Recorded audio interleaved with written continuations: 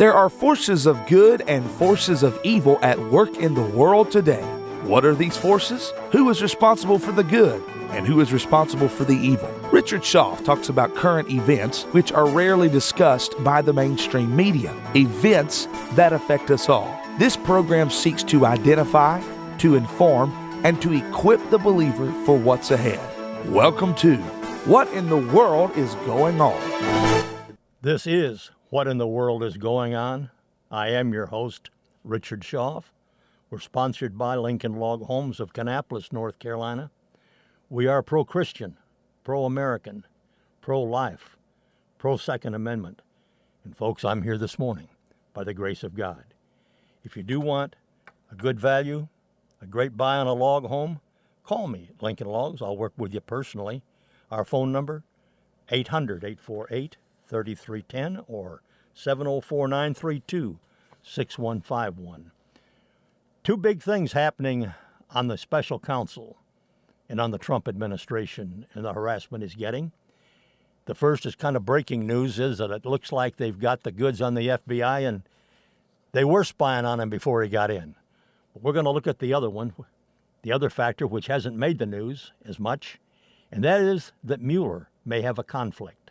That's right, Special Counsel Mueller may have a conflict, and that conflict leads directly to a Russian big money man.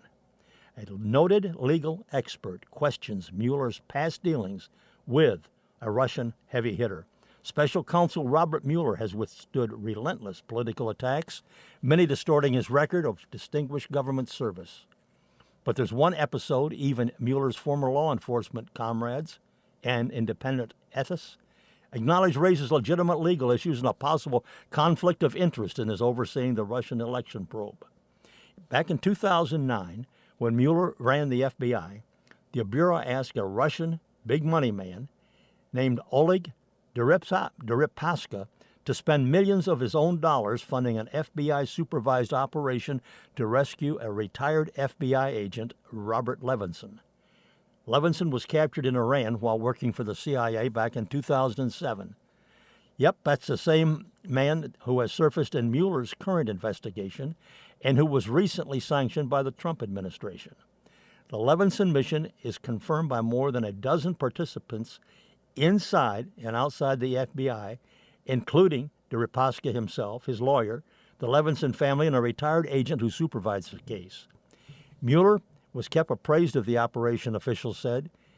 Some aspects of the Deripaska's help was chronicled in a 2000 book by reporter Barry Meyer, but sources now provide extensive new information about his role.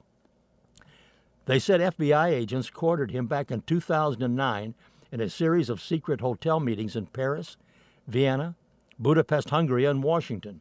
Agents persuaded the aluminum industry magnate to underwrite this mission with his own money. He knew he was paying for his team and helping, and we all knew it, and that probably would run into millions of dollars, according to a U.S. official involved in the operation itself. One agent who helped court him was Andrew McCabe, the recently fired FBI deputy director, who played a critical role in starting the Trump-Russia case, according to multiple sources. Deripaska's lawyer said the Russian ultimately spent $25 million of his own money assembling a private search and rescue team that worked with Iranian contacts under the FBI's watchful eye. Photos and videos indicating Levinson was alive were uncovered. Then, in the fall of 2010, the operation secured an offer to free Levinson. The deal was scuttled, however, when the State Department became uncomfortable with Iran's terms. This, according to both Deripaska's lawyer and the Levinson family. FBI officials confirmed both that the State Department hampered their efforts and later went silent on it. We tried to turn over every stone we could to rescue Bob, but every time we started to get close, the State Department seemed to always get in the way, said Robin Gritz. She's the retired agent who supervised the Levinson case back in 2009 when Deripaska first cooperated, but who left for another position in 2010 before the Iranian offer arrived. I kept Deputy Mueller and Deputy Director John Pistole informed of various efforts and operations, and they offered to intervene with state if necessary, Gritz said. FBI officials ended the operation in 2011, concerned that Deripaska's Iranian contacts couldn't deliver with all the U.S. infighting that was going on. Levinson was never found. His whereabouts remain a mystery. This is 11 years since he disappeared. His efforts came very close to success, said David McGee, a former federal prosecutor who represents Levinson's family. We were told at one point that the terms of Levinson's release had been agreed to by Iran in the U.S. and including a statement by then Secretary of State Hillary Clinton pointing a figure away from Iran. And at the last minute, Secretary Clinton decided not to make the agreed-on statement. Aren't you shocked to hear that? The State Department declined comment, and a spokesman for Clinton didn't offer comment. Mueller's spokesman, Peter Carr, declined to answer questions, as did McCabe. There's more on this, folks, just a little bit more, but I want to get this into you. Harvard law professor Alan Dershowitz stated that he believes that Mueller has a conflict of interest because his FBI previously accepted financial help from a Russian that is, at the very least, a witness in the current probe. The real question becomes whether it was proper to leave Deripaska out of the Manafort indictment and whether that omission was to avoid the kind of transparency that is really required by the law. That's a quote from Alan Dershowitz. Melanie Sloan, a former Clinton Justice Department lawyer and longtime ethics watchdog, said, and I quote, a far more significant issue is at stake, and that is whether the earlier FBI operation was even legal. It's possible the Bureau's arrangement with Deripaska violated the Anti-Deficiency Act, which prohibits the government from accepting voluntary services. George Washington University constitutional law professor Jonathan Turley agreed. He said, and I quote, if the operation with Deripaska's contravened federal law, this figure could be viewed as a potential embarrassment for Mueller. The question is whether he could implicate Mueller in that impropriety. Now that sources have unmasked the Deripaska story, time will tell whether the courts, justice, Congress, or a defendant formally questions if Mueller is conflicted. More on the special counsel. Giuliani says that Mueller has all of the facts and he has nothing on Trump. This is reported by Samuel Chamberlain to Fox News. He said, Giuliani notes, Mueller can't indict or subpoena the president. President Trump's attorney agrees Robert Mueller should wrap up his investigation.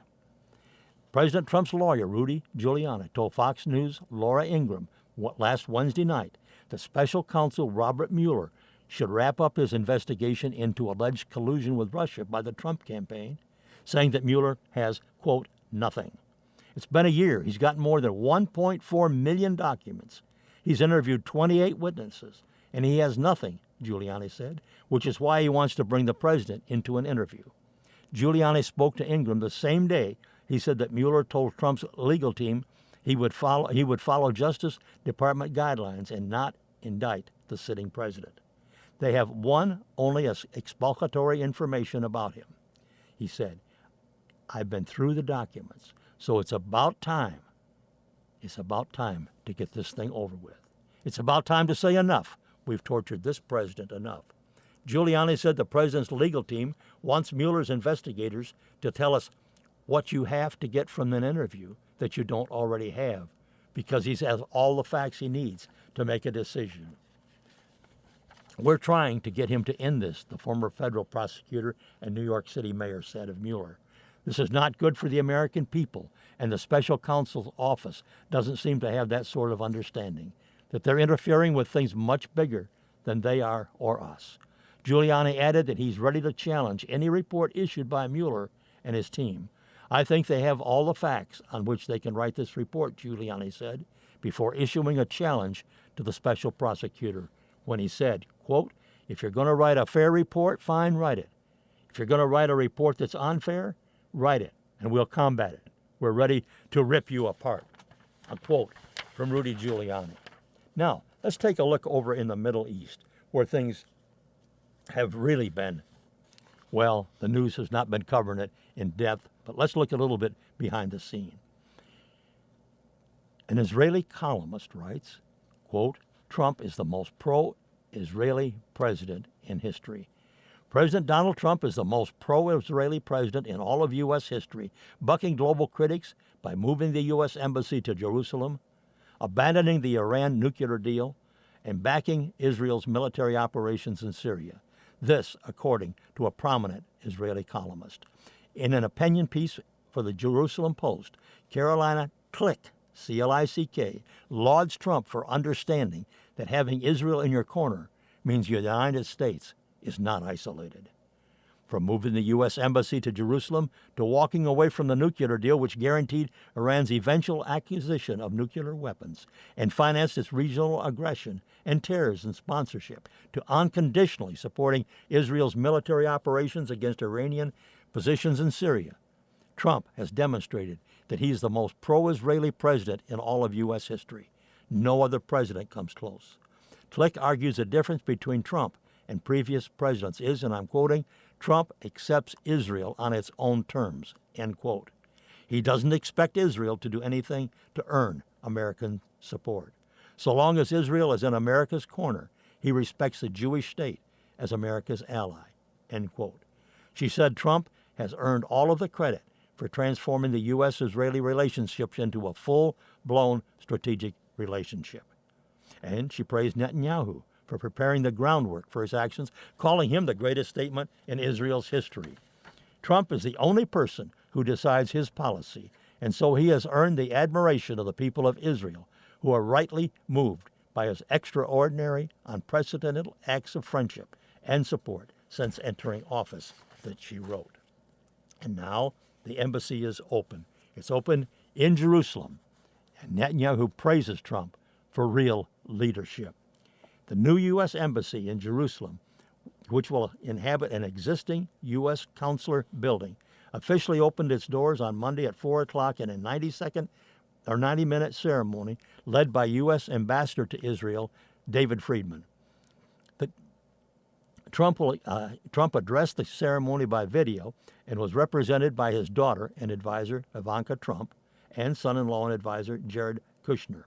Some 800 people attended the event, which included a congressional delegation and a presidential delegation led by Deputy Secretary of State John Sullivan. Benjamin Netanyahu announced, "We are happy to host the distinguished U.S. delegation to Israel representing President Trump." Deputy Secretary of State John Sullivan led, with Treasury Secretary Stephen Mnuchin, Jason Greenblatt, Ambassador David Friedman, Ivanka Trump, and Jared Kushner. Welcome to Jerusalem, Israel's capital. Earlier in the evening, in front of a very friendly and very enthusiastic crowd, Prime Minister Benjamin Netanyahu heaped praise on President Trump. "Thank you, Mr. President," he said. "Thank you for your bold decision. Thank you for making the alliance between Israel and the United States stronger than ever." President Donald Trump and Israeli Prime Minister Benjamin Netanyahu made a gesture of solidarity after Trump's address at the Israel Museum in Jerusalem back on May 23rd of 2017.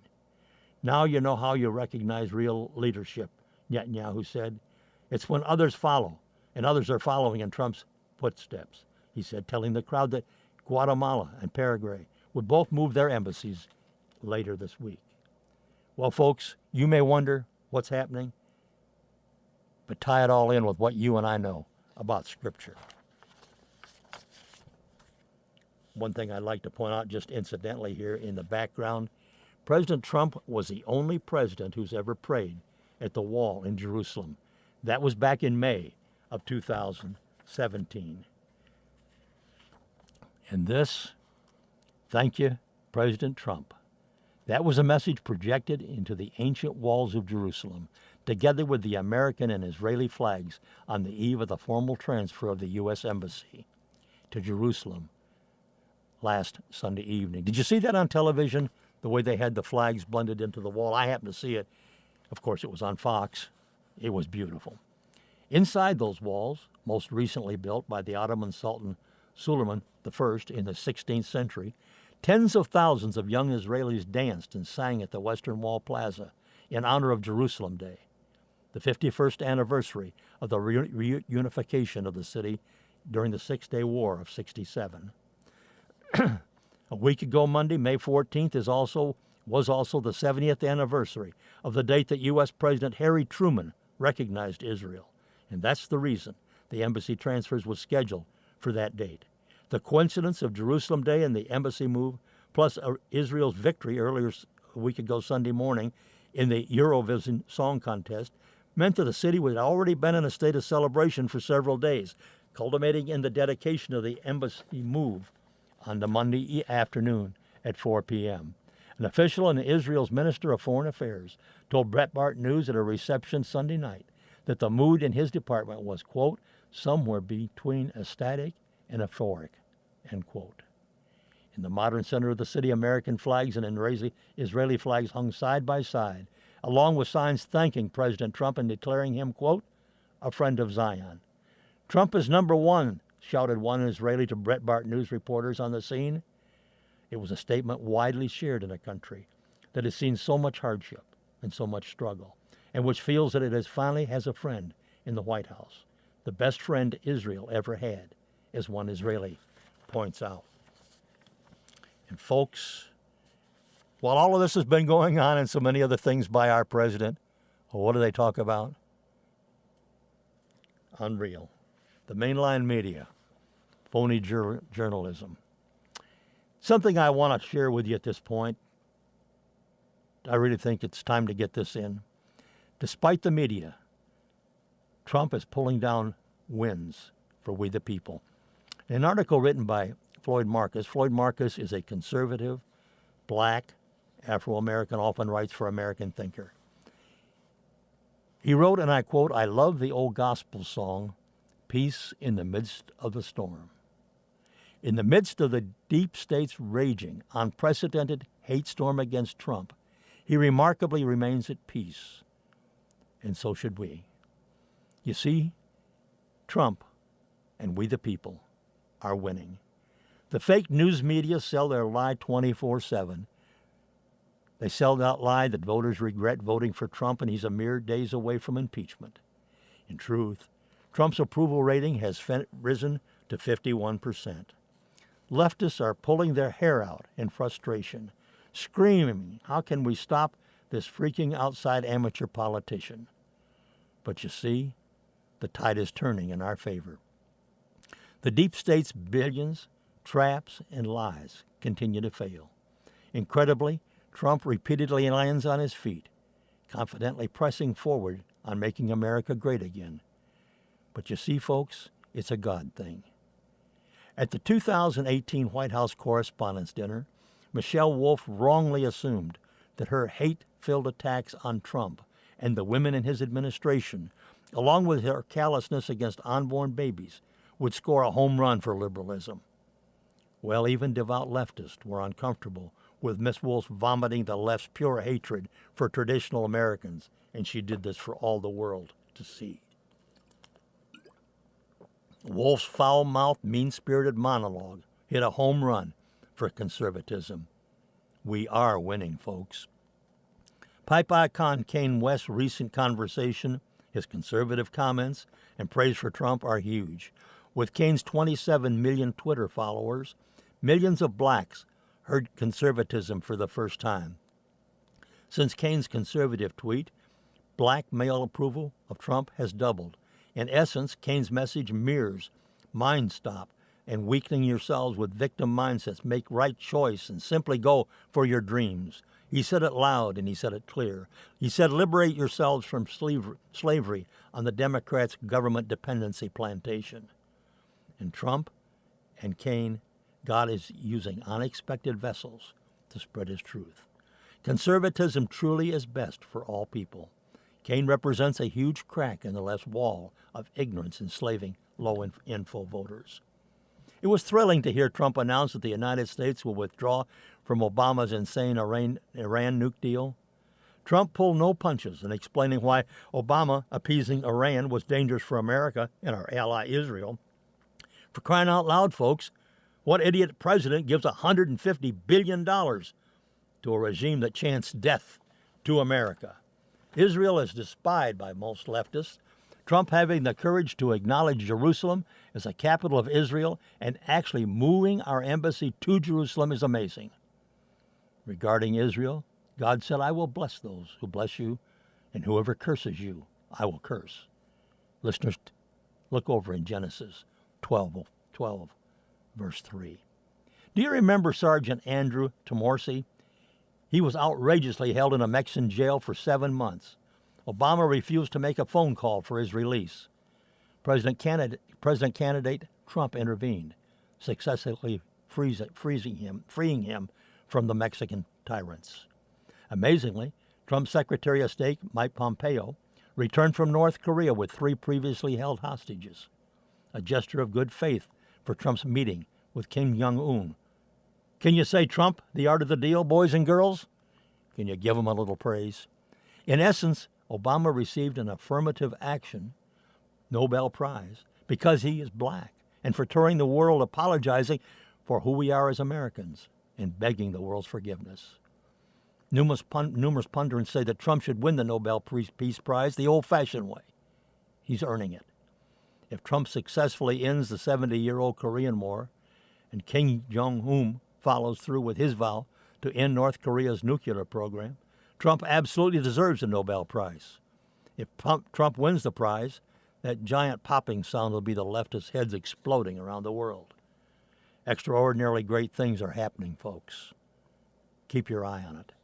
Given that leftist activist justices are responsible for day-of-birth abortions and same-sex marriage, Trump getting conservative Neil Gorsuch on the Supreme Court is huge for rulings based on what truly is in our Constitution.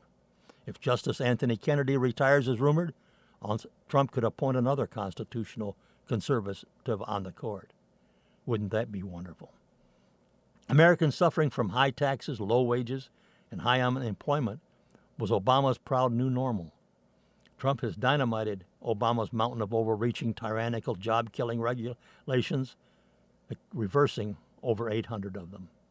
Trump has unemployment at 3.9, the lowest level since 2000. In his first year, Trump created 2 million jobs. His tax cuts have our economy booming, creating more jobs, with Americans smiling again with more money in their pockets. Manufacturing jobs have risen by over 300,000 under Trump. Black and Hispanic unemployment is at a historic low. All Americans are winning with Trump in the White House. In defiance of the fake news media 24/7 destroy Trump propaganda reporting, here's more good news you probably haven't heard. 2 million fewer Americans are on food stamps. Consumer confidence is near a 17-year high. Business confidence is near 1980s level. 3 million Americans have received bonuses. The deep state continues to obstruct Obama's repeal of Obamacare. Nevertheless, Trump has ended Obama's outrageous, tyrannical individual mandate. That's where he passed a law demanding that Americans buy health insurance or pay taxing penalty. The illegal invasion of our country is down 70%, the lowest in 17 years. Trump has started the border wall. Folks, we could go on Trump's long list of wins for we the people in a remarkably short period of time. Bottom line, be of good cheer, folks. As a Christian, I believe that the prayers of millions of America saved us from anti-God, anti-America, and anti-freedom, liberal, destructive tyranny under Hillary Clinton. God gave us Trump, and he is winning for we the people. And don't believe the fake news of most of our television news and our leading newspapers.